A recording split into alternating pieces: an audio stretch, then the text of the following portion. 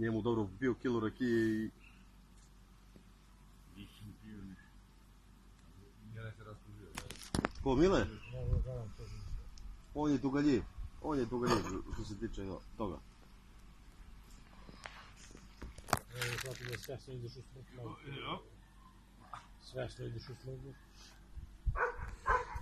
Se više na to. A, nije.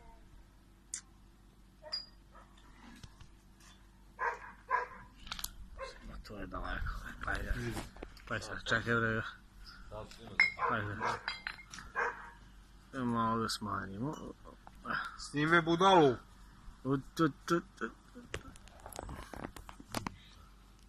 Da mi prebaciš to, ću da ga pustim u etar.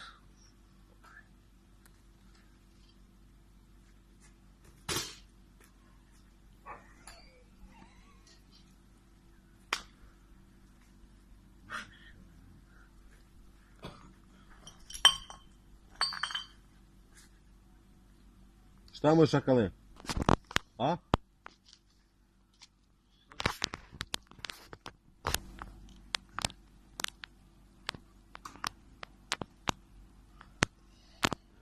Srbija!